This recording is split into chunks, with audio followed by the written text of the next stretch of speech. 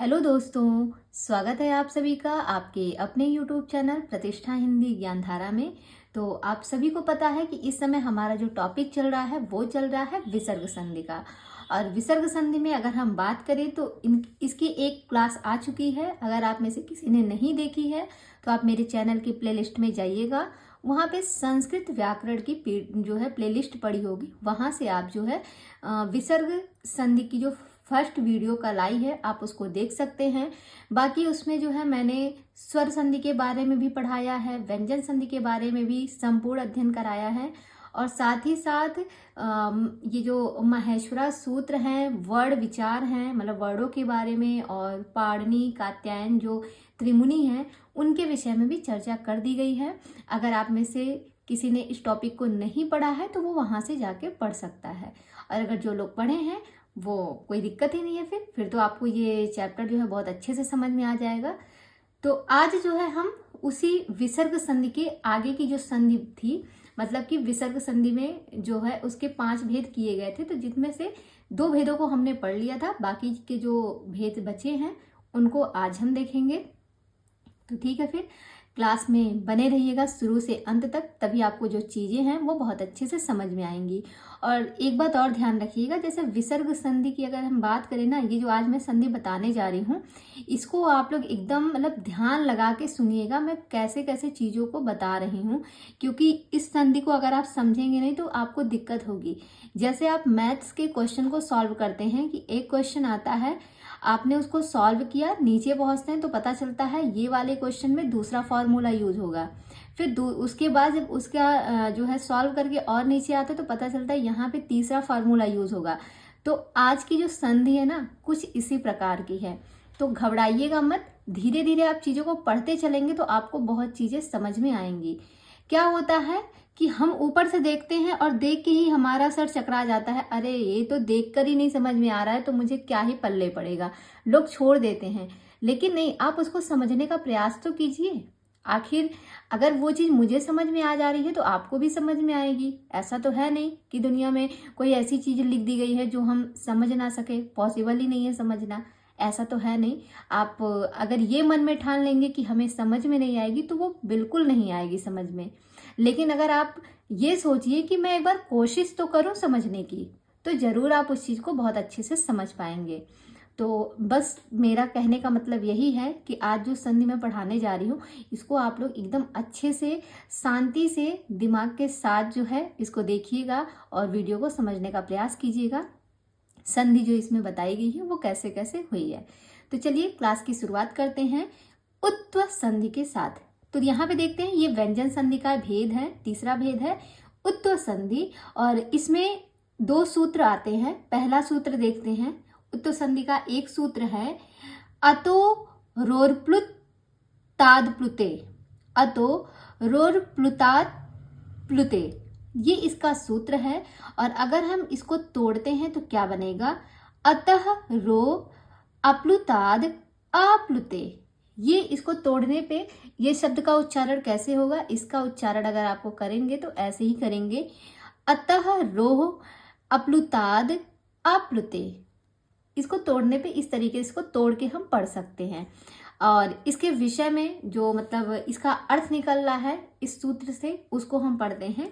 कहने का मतलब है यदि रू के ठीक पहले हर्षु आ हो और रू के ठीक बाद पुनः हर्षु आ हो, मतलब कहते हैं रू के ठीक पहले अगर जो है ये हर्षु आ आता है और रू के ठीक बाद पुनः फिर से वही हर्षु आ आता है, तो ऐसे 2 हर्षु आ के बीच बैठे रू जो कि ऊ का यहाँ पे लोप हो जाएगा, कल वाली क्लास में मैंने बताया था, यहाँ पे ऊ का लोप हो जाएगा तो बनेगा रा, तो रा को ऊ आदेश हो जाता है और इसे ही हम उत्व संधि कहते हैं।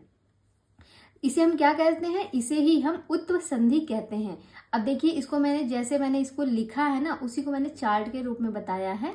जैसे लिखा है आ, नियम कहता है यदि रू के ठीक पहले हरसु आ हो, तो ये है रू, आपको दिख रहा है, ये है रू, और रू के ठीक पहले हरसु आ हो और उसके ठीक बाद हरसु आ हो, तो रू जो है वो रा में परिवर्तित होता है, रा में, और रा जो है वो आपका जो है इसमें हलंत के साथ आएगा, और फिर ये रा आपका जो है उसको उ आदेश हो जाएगा, और ये जो है यही सूत्र कहता है। तो ये है उत्व संधि, तभी वो उत्व संधि से बनेगा, वो संधि होगा।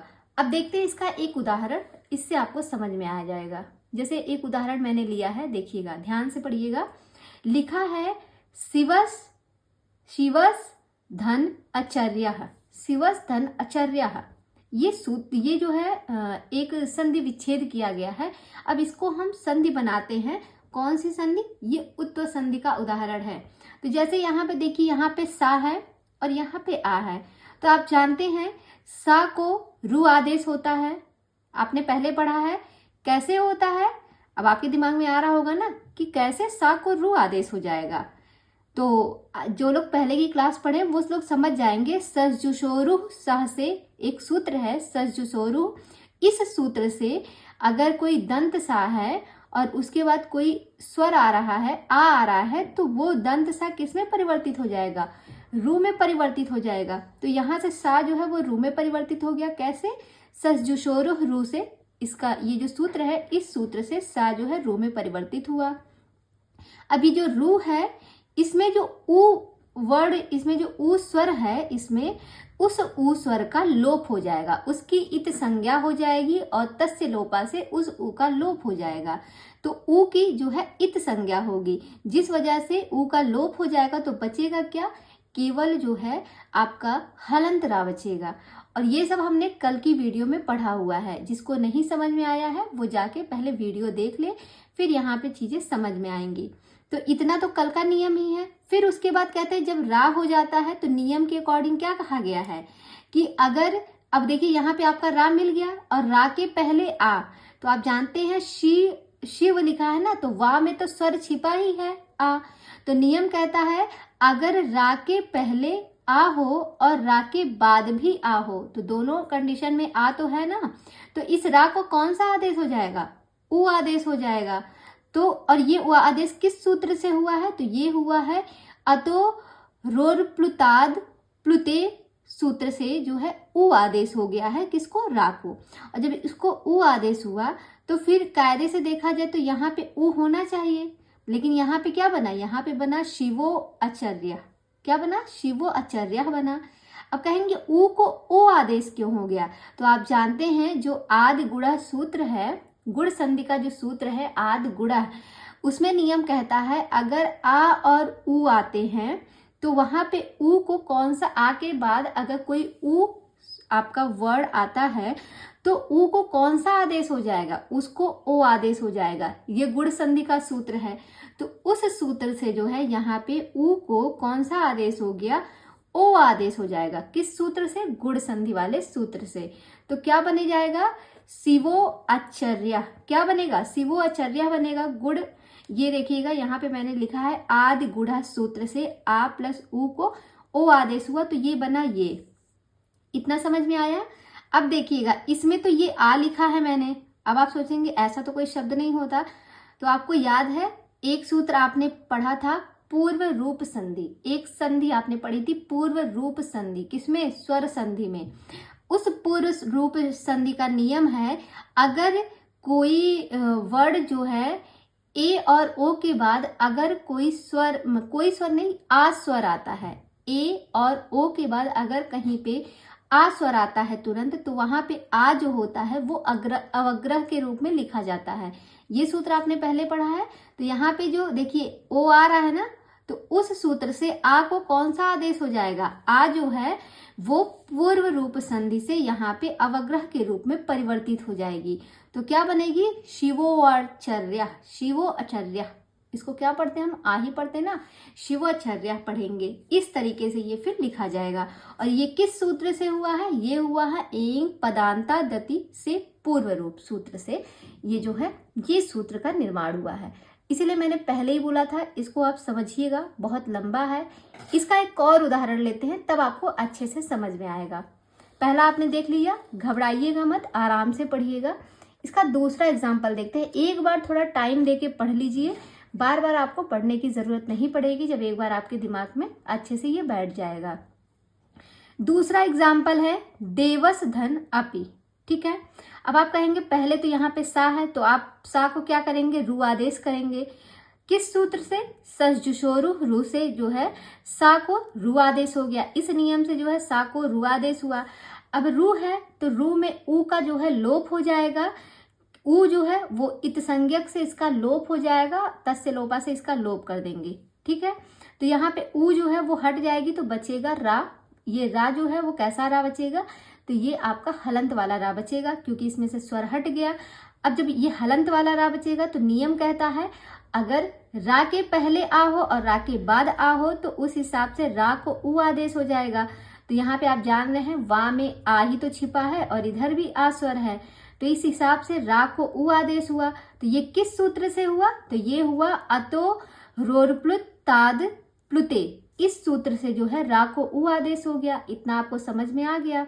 अब ऊ जो है कहता है नियम, ऊ है और इधर आ है, यहाँ पे आ है ना, यहाँ पे अगर आप लिखेंगे तो ये ऐसे ही बनेगा। एक बार मैं लिख देती हूँ, मैंने लिखा नहीं है क्योंकि लिख दो तो बहुत वो सब मिक्स हो जाता है, इसलिए मैंने उसको लिखा नहीं था।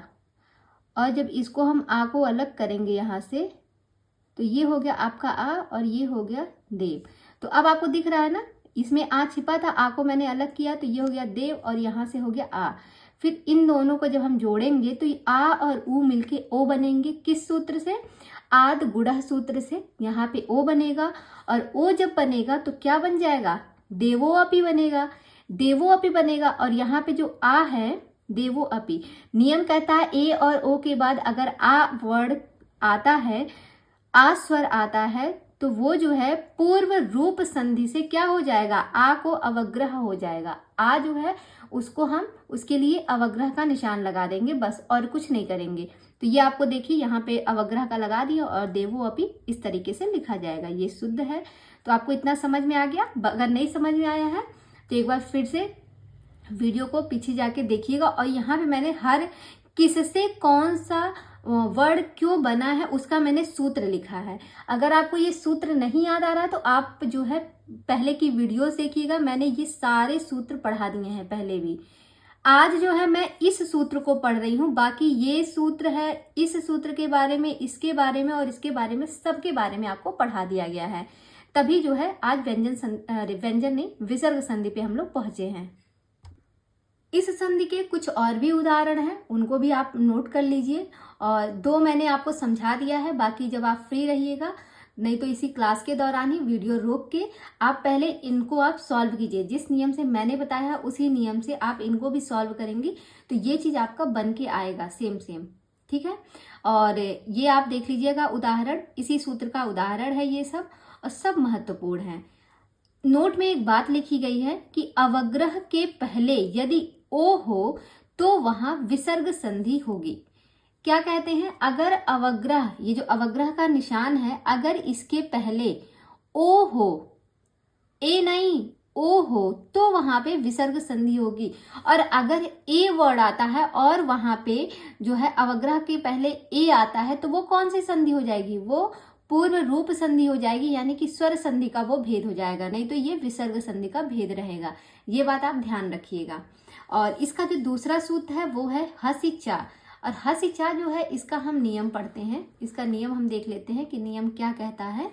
ये भी उसी सूत्र का उदाहरण है। कौन से, उत्तर संधि का। उत्तर संधि के दो भेद हैं, एक हमने अभी पढ़ा है और दूसरा पढ़ने जा रहे हैं हसिचा। इसमें कहते हैं यदि रू यानी कि रा, देखिए रू लिखा जाता है ना, लेकिन इसमें ऊ का लोप हो जाता है, इसलिए जो देखा जाए तो ये केवल आपका पूर्ण व्यंजन ही बसता है रा में। तो कहते हैं यदि रू यानी कि रा के पूर्व हर्ष आ हो और बाद में हर्ष प्रत्याहार के वर्ण आए तो रू रा के स्थान पर ऊ हो जाता है, फिर आ ऊ में गुड़ संधि हो जाती है, यह भी उत्तर संधि है। अभी हमने क्या पढ़ा था कि रा के पहले आ आए और रा के बाद भी आ आए तो वो रा जो है ऊ में परिवर्तित हो जाएगा। सीधा सीधा नियम था। और उसके बाद जो है उसका हम गुड़ संधि करते थे, गुड़ संधि से वो ओ को जो है प्रदर्शित होता था। ओ ओ का निर्माण होता था किस संधि से होता था? पूर्व रूप संधि से। पहले गुण संधि से करते थे, फिर पूर्व रूप संधि से जो है अवग्रह का निर्माण करके उस संधि को बनाते थे हम। ये आपने अभी पीछे पढ़ा।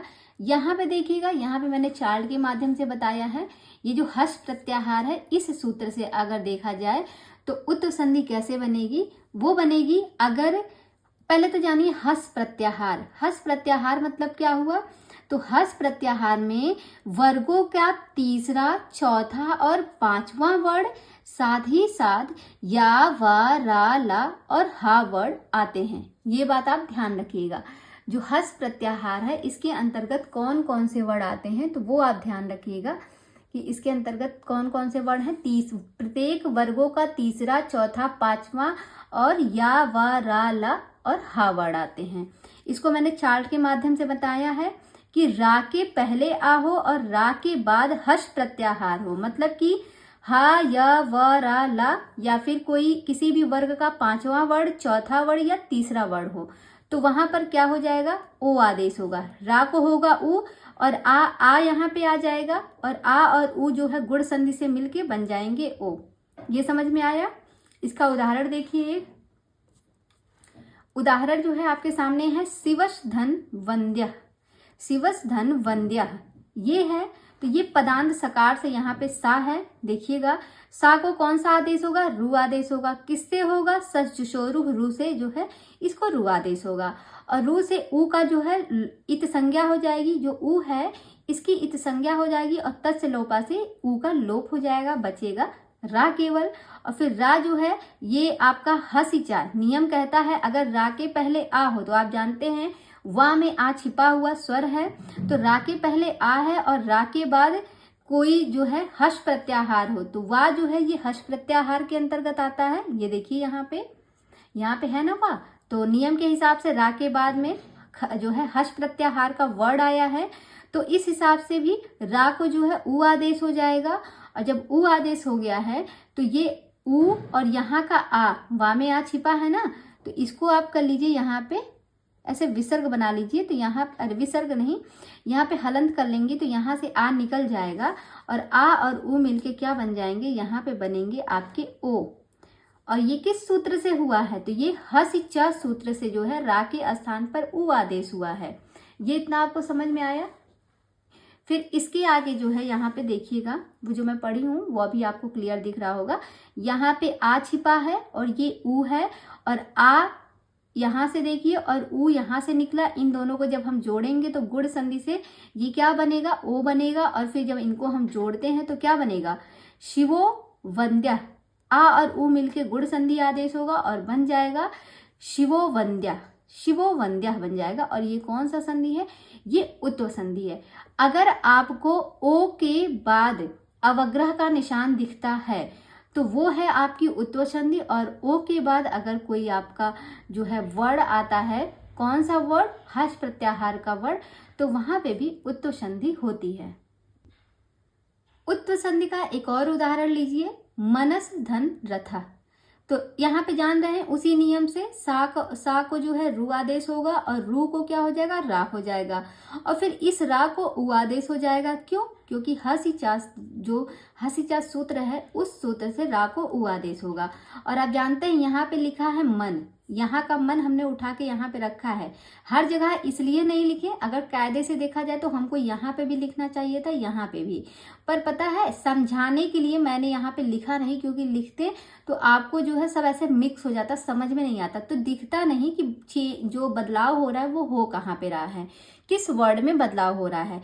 तो यहाँ पे इनका बदलाव किया जा रहा है, तो इसलिए मैंने इनको यहाँ पे लिखा। सेम ये चीज ऐसे ऐसे कॉपी हो जाएगी, ऐसे ऐसे हम इसको बनाते चल रहे हैं ताकि आपको समझने में दिक्कत ना हो।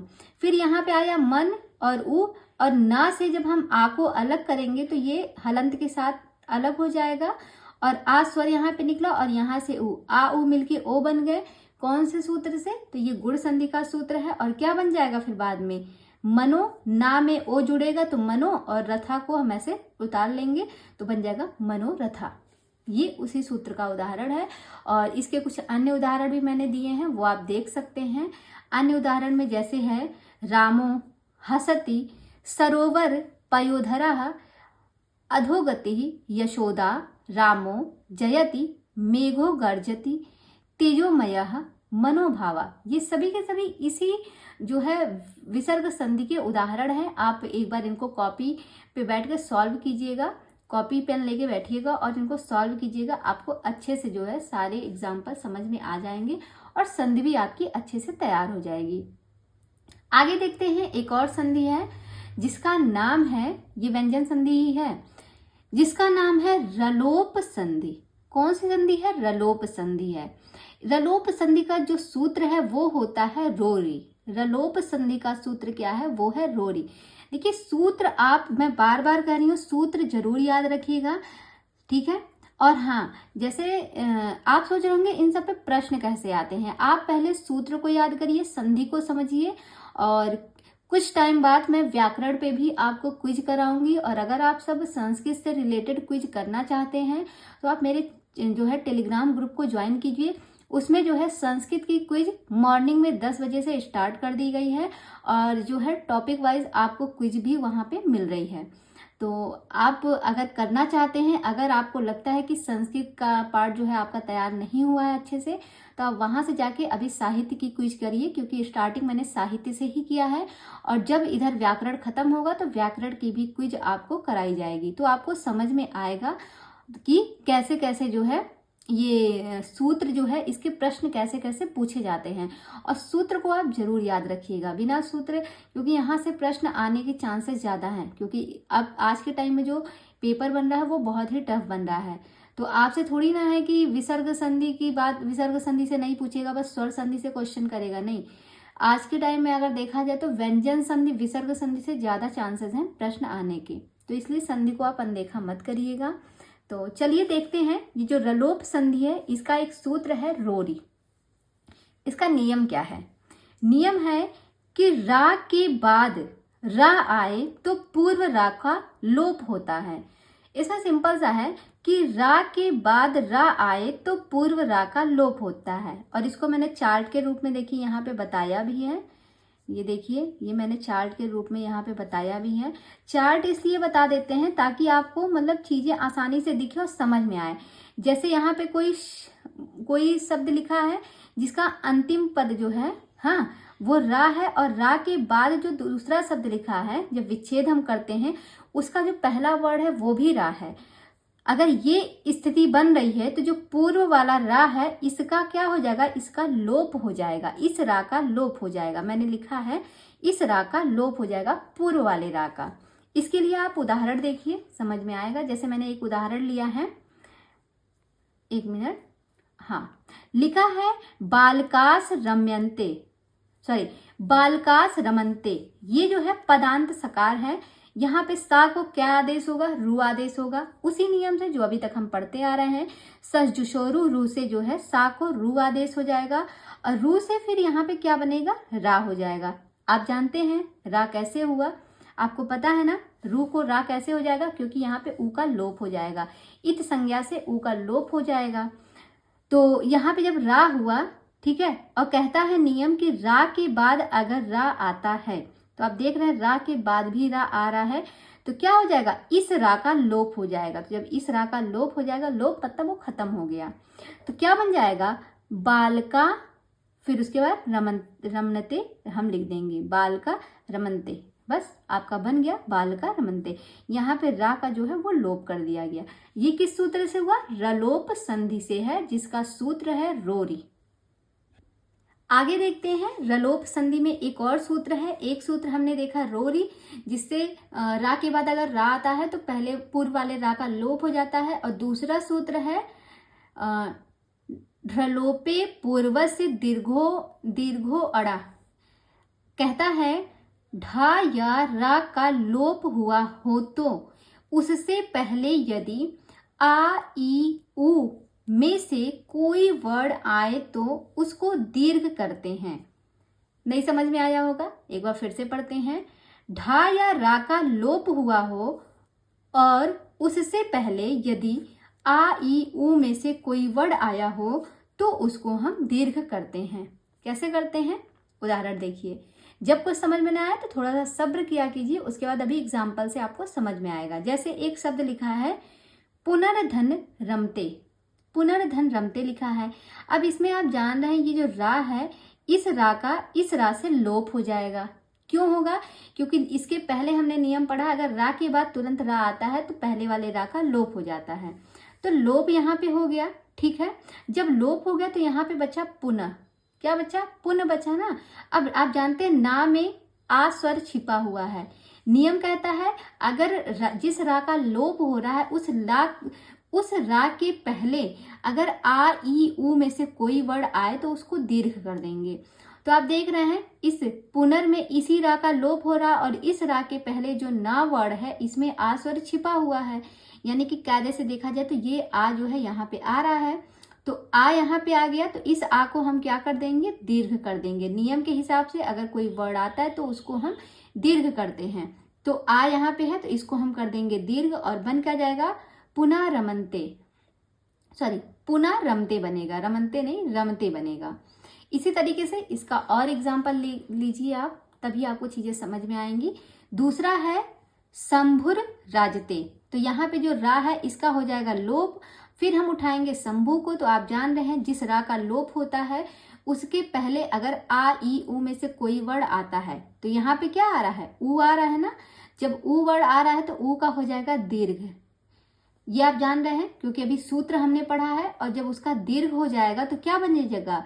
शंभु राजते बन जाएगा। कौन सा वर्ड बनेगा? बनेगा शंभु राजते। इसी तरीके से एक और एग्जाम्पल, बहुत ही इंपॉर्टेंट एग्जाम्पल है, ये परीक्षा में यहाँ से प्रश्न आया हुआ है। तो लिखा है अंतरराष्ट्रीय, ठीक है। अंतरराष्ट्रीय अगर लिखा है तो इसमें कैसे हुआ है? तो ये जो रा है और उसके बाद रा आया है तो इस रा का हो जाएगा लोप। नियम कहता है जिस रा का लोप होता है उसके पहले अगर कोई स्वर आया होता है, कोई स्वर नहीं, आ ई ऊ, ये अगर 3 स्वर में से कोई स्वर आता है आ ई ऊ में से तो उस आ का दीर्घ हो जाता है, मतलब उस स्वर का दीर्घ हो जाएगा। तो यहाँ पे ता में आ छिपा है, ठीक है, तो आ का क्या हो जाएगा? दीर्घ हो जाएगा। और जब दीर्घ आप करेंगे तो दीर्घ आ को कैसे लिखते हैं? उस पे बड़े जो है बड़ा आ जिसे हम बोलते हैं, आ पे एक और मात्रा लग जाती है तो क्या बन जाएगा? अंतर, अंतर बना ना, यहाँ पे अंत हुआ और यहाँ पे जो आ है इसका जब दीर्घ करेंगे तो क्या बनेगा? अंता बन जाएगा। और राष्ट्रीय को ऐसे ही हम लिख लेंगे, तो अंतरराष्ट्रीय, ये जो है इसका जो है संधि बन गया। ये मत देखिएगा ये एक शुद्ध शब्द नहीं है, संधि विच्छेद में यहाँ पे ये नहीं देखिएगा कि ये शुद्ध शब्द नहीं में है, यहाँ पे आप ये देखिएगा ये इस सूत्र से यही बनेगा, ठीक है। ये इंपॉर्टेंट है आपके लिए। आगे देखते हैं, एक लास्ट है रेफ, जो कि विसर्ग संधि का ही है। एक और भेद है रेफ को विसर्ग, इसके लिए एक सूत्र दिया गया है, इसका भी एक सूत्र है। सूत्र क्या है? खर वसानयो विसर्जनीय, खर वसानयो विसर्जनीय। ये सूत्र किसका है? रेफ, रेफ को विसर्ग करने वाला सूत्र है खर वसानयोर विसर्जनीय। कहते हैं, इसको पढ़ते हैं कि इसका अर्थ क्या है। पदांत रेफ यानी कि रा, पदांत, इसमें रेफ को विसर्ग यानी कि रा को विसर्ग करने वाला सूत्र इसमें दिया गया है। और रा को विसर्ग करने वाला सूत्र कौन सा है? वो है खर वसानियो विसर्जनीय, ये समझिएगा। तो कहते हैं पदांत रेफ यानी कि रा के स्थान पर विसर्ग आदेश होता है खर प्रत्याहार के बाद, खर प्रत्याहार के वर्ड बाद में आए तो। क्या कहते हैं? पद के अंत में आने वाले रा के स्थान पर विसर्ग आदेश होता है, लेकिन कब होता है? खर प्रत्याहार के वर्ड बाद में आए तो, अथवा अवसान यानी कि विराम, अथवा क्या हो जाता है? अथवा जो है अवसान हो जाता है। नहीं समझ में आया? चार्ट देखिए।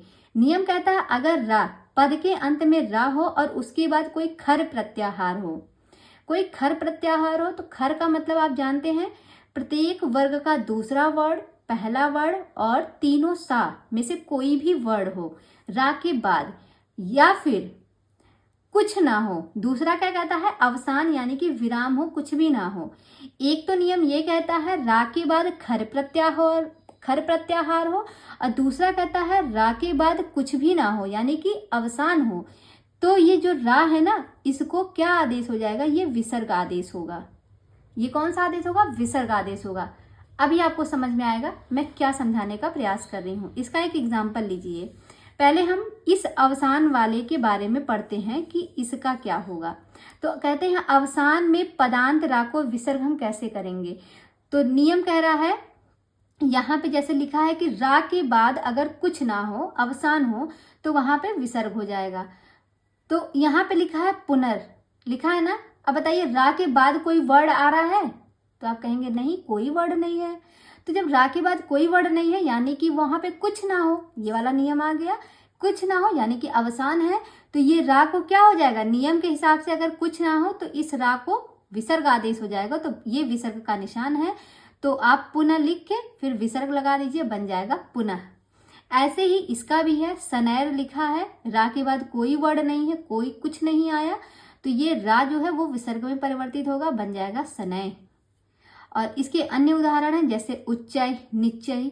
ये पूछेगा ना कि ये उच्चय निश्चय ये किस सूत्र से हुआ है, तब आप बताएंगे खर वसानयोर विसर्जनीय सूत्र से जो है उच्चय निश्चय जो विसर्ग संधि है उससे ये जो है विसर्ग संधि हुई है। ये आप याद रखिएगा।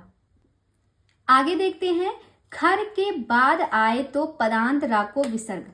अगर जो है खर प्रत्याहार की बात है, अगर खर प्रत्याहार आता है तो क्या करेंगे। तो यहाँ पे जैसे एक उदाहरण है रामर दन खादती, ठीक है। तो आप देख रहे हैं रा के बाद ये जो खा वर्ड है ये खर प्रत्याहार के अंतर्गत आता है, खा वर्ड। तो कहते हैं अगर देखा जाए जब खर प्रत्याहार आ रहा है तो ये रा को क्या हो जाएगा, विसर्ग आदेश हो जाएगा। दोनों ही कंडीशन में विसर्ग आदेश होगा। अगर रा के बाद कुछ नहीं आ रहा है, अवसान है, तो भी रा को विसर्ग आदेश होगा। अगर रा के बाद जो है खर प्रत्याहार का कोई वर्ड आ रहा है तो भी जो है रा को विसर्ग आदेश हो जाएगा। तो बनेगा क्या, राम खादति। ऐसे ही आप देखिए इसका भी देख सकते हैं, पुनर्धन पृच्छति। यहाँ पे ये हो गया रा और पा में जो है री जुड़ा हुआ है स्वर, और अगर आप स्वर को हटाएंगे तो ये पा ही तो बनेगा। तो ये भी तो जो है आपका वर्ड है। और आपको पता है कि खर प्रत्याहार की अगर हम बात करें तो इसमें प्रत्येक वर्ग का पहला और दूसरा वर्ड आता है। तो जो पा है ये पहला वर्ड है, तो इस हिसाब से देखा जाए तो इस रा को क्या हो जाएगा, विसर्ग आदेश हो जाएगा, तो बन जाएगा पुनः पृच्छति। इसके अन्य उदाहरण है वृक्षा फलति, गुरु पाठ्यति। ये दो इसके अन्य उदाहरण भी बताए गए हैं। और यहाँ पे देखा जाए तो हमारे जो विसर्ग संधि है वो समाप्त होती है।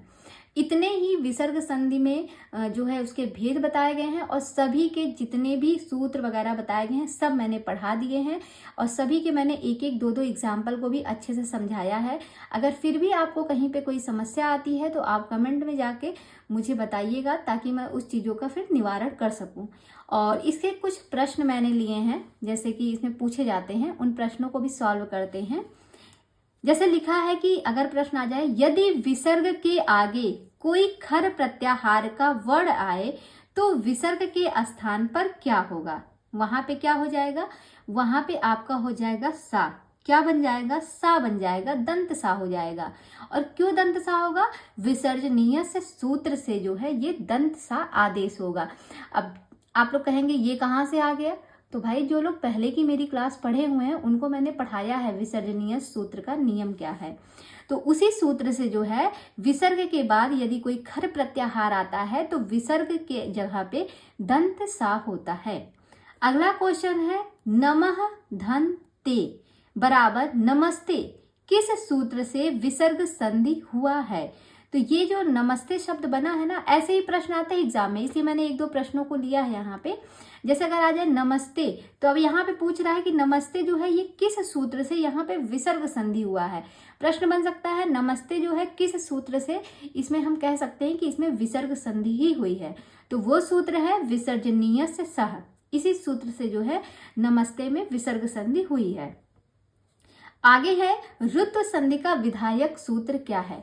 तो आपने पढ़ा है अभी ऋत्व संधि के बारे में, कल पढ़ा था। ऋत्व संधि का जो विधायक सूत्र है, दो ऑप्शन है, तो इसमें से ऋत्व संधि का जो सूत्र है वो है सस जुशोरो सस जुशो रुह, सस जुशो रुह। ये ऋत्व संधि का विधायक सूत्र है।